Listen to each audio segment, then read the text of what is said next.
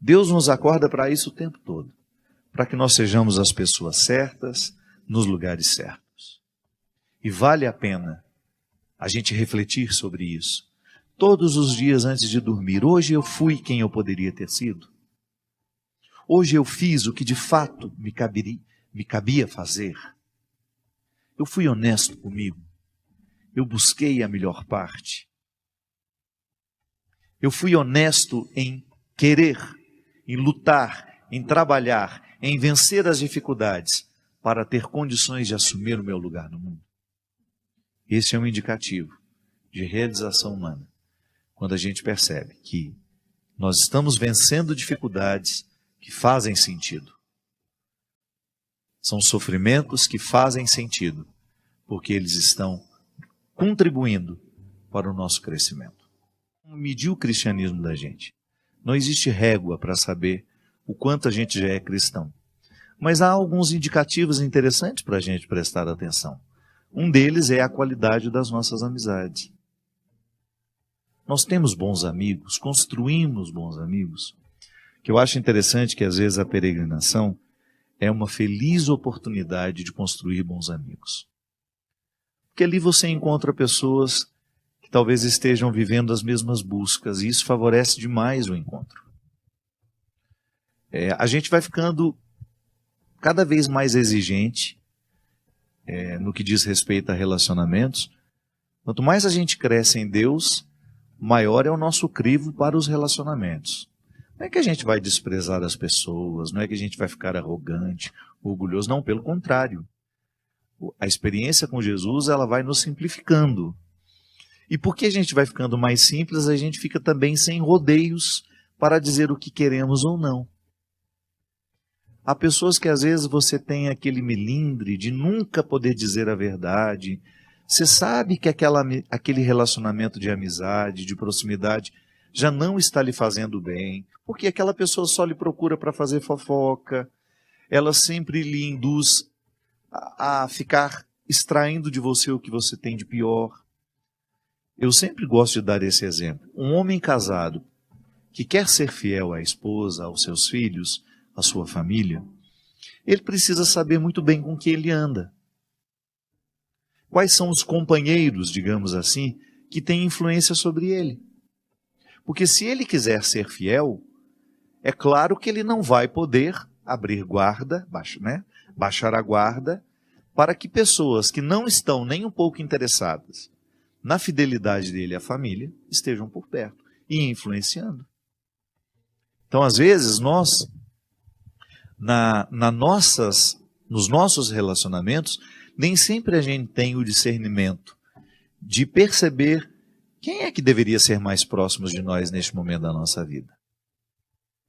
Da mesma forma que quando nós estamos doentes, nós precisamos de regularmente encontrar os médicos, a amizade é a mesma coisa.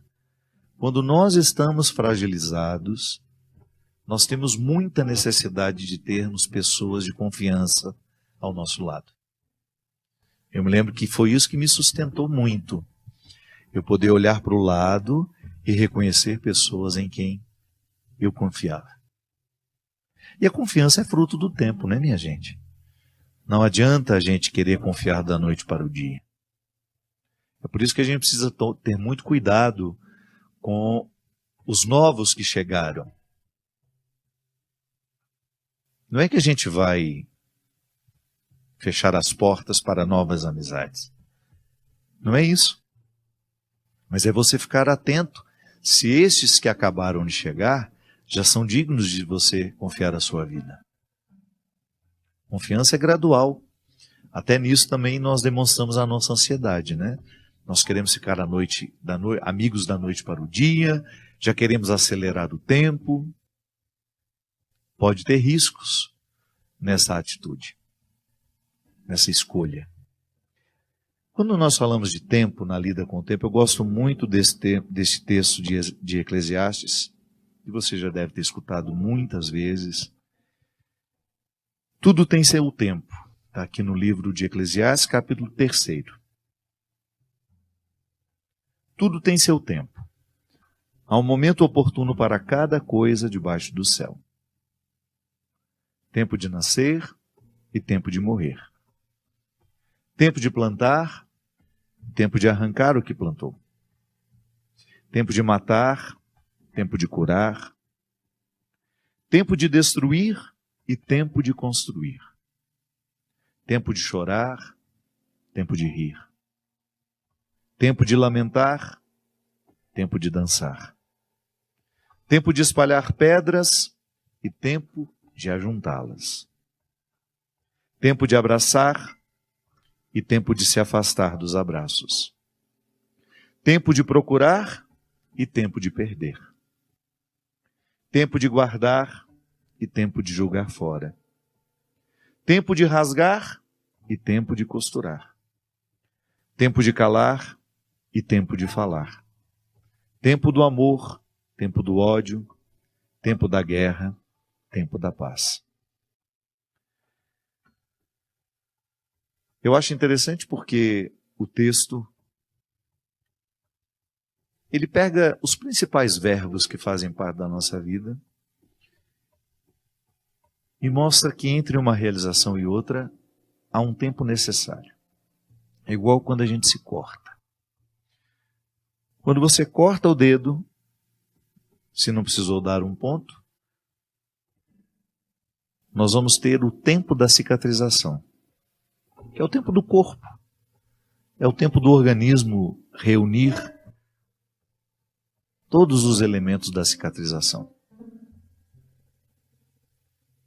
E só vai poder mexer naquele negócio ali depois, novamente, depois que a casquinha cair. Se quando começar a cicatrizar, você vai e mexe novamente de curiosidade, de ansiedade, você atrasa o processo. E às vezes nós fazemos a mesma coisa com as nossas questões. Uma pessoa, por exemplo, que está precisando se libertar de um vício, ela tem que ir dia por dia. Às vezes nem é dia por dia, minha gente, é hora por hora. Quando a dependência é muito intensa, nós precisamos vivenciar uma hora de cada vez. Venci o vício do álcool aqui agora. Durante esta hora eu consegui ficar distante do copo. Estabeleço uma nova luta para a nova hora, para este novo tempo. E assim a gente vai. Se eu achar que já estou curado e pegar o copo, vou só dar uma cheiradinha. Ixi, às vezes a gente volta a estaca zero. O mesmo a gente faz e percebemos acontecer com outras pessoas quando elas estão tentando se libertarem de relacionamentos abusivos. Porque o relacionamento abusivo é aquele, vamos dar um exemplo simples, aquele namoro que você sabe que só lhe faz mal, a pessoa não lhe quer bem, te usa o tempo todo, te trai o tempo todo, mas você gosta dele. Ah, mas eu não consigo me libertar, eu não consigo viver longe. Pois é, entre a decisão de que você precisa fazer alguma coisa por você até um resultado final de uma libertação, há um tempo que você não sabe nem precisar quanto será. O fato é que se você não vive a vitória de cada instante, você nunca vai se libertar daquela pessoa. Você será eternamente dominada por ela. Viverá eternamente aquela relação dominante que lhe faz mal, que lhe desfavorece. Eu me lembro que eu acompanhei um caso uma vez de uma moça que estava muito decidida que ela precisava terminar o namoro dela. Pra você ter uma ideia, ela já tinha apanhado várias vezes do namorado. Violência física mesmo. Sem contar a violência emocional, que foi justamente afastá-la de todos os amigos. No primeiro momento, ela foi deixando de ter os vínculos que ela tinha, de amizades, deixou de estar com aquela amiga que antes era muito próxima, deixou de estar... Tudo porque ele impunha. Aos poucos ele ia semeando uma discórdia, ele ia falando mal daquelas pessoas para ela. Enfim, ele queria que ela ficasse desprotegida. Porque um amigo pode alertar, né? Olha, abre o olho com esse namorado novo que você arrumou. Pode fazer mal. Quanto mais sozinha a pessoa estiver, mais fácil ela fica de ser dominada. E depois que ele a afastou de todos os amigos, ele começou a afastá-la da família. E para mim ali foi o primeiro passo que porque eu notei, era uma pessoa de minha convivência. Falei, gente, não está certo esse negócio. Porque quem nos ama faz questão de que nós estejamos junto das pessoas que nos amam também. É como eu vejo a minha mãe, por exemplo, feliz por saber que eu sou cuidado por onde eu vou. Porque o amor da minha mãe é verdadeiro. Diferente de uma pessoa que quando vê que eu estou sendo cuidado por uma outra, sente ciúme. Não estou dizendo que minha mãe nunca teve ciúme. Mas é que o primeiro movimento é sempre ruim, né? Ai, que inveja, ai, queria estar lá fazendo isso por ele. Mas depois vem o amor. Não, mas que bom, eu não estou lá. Alguém está fazendo por ele. O sentimento é possessivo e doentio quando você não é capaz de pensar no bem que eu preciso receber quando estou lá. Você quer que só você faça o bem. Então você fica privando a pessoa. Isso não é amor por isso. Quando a gente percebe que o outro está querendo nos afastar das pessoas que nos amam, tem que acender uma luz.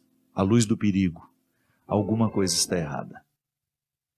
E assim foi. Conseguiu afastá-la dos amigos, conseguiu afastá-la da família, e aí sim estabeleceu sobre ela uma relação de muita agressividade, de todos os aspectos de agressividade, da agressividade que você puder imaginar. Todos os desdobramentos dela. A violência verbal, a violência emocional e, por fim, a violência física. Eu me lembro que quando me encontrei com ela, eu era um dos que ela tinha deixado de encontrar. E como era uma pessoa que eu gostava muito, eu fiz questão de procurá-la. No primeiro momento ela resistiu em conversar comigo. E quando a encontrei, tinha acabado de acontecer uma discussão muito séria entre eles, ela estava muito fragilizada, e ela chorou muito. Chorou muito, muito, muito, muito. E me pediu ajuda. E eu me lembro, minha gente, que a ajuda que ela tanto queria, era muito simples. Ela queria construir dentro dela. O que é simples e ao mesmo tempo é difícil? Ela queria construir dentro dela a convicção de que aquilo que ele fazia com ela não era o certo. Olha como a pessoa fica frágil. Ela precisava ouvir de alguém que aquilo que ele fazia com ela não era o certo. Que uma pessoa que ama não faz aquilo que ele fazia. Olha a que ponto chega uma pessoa, onde está sob o domínio de outra. Aquilo que nós chamamos o sequestro da subjetividade. Eu tenho um livro sobre isso, chama-se Quem Me Roubou de Mim. Eu falei, mas por que você precisa que alguém lhe diga isso, se você já sabe? Ela fala, eu preciso acreditar. E eu já não acredito mais em mim. Eu preciso acreditar, eu preciso ouvir isso todos os dias, eu preciso conversar sobre isso, preciso falar com liberdade sobre isso, porque eu tenho consciência que ele me faz mal, mas eu ainda não tenho forças para lutar contra isso. E assim foi. Nos encontrávamos, né, sempre que podíamos, ou nos falávamos pelo telefone, para ela começar a fortalecer dentro dela a vontade, a consciência de que aquela vida que ela estava vivendo não era justa.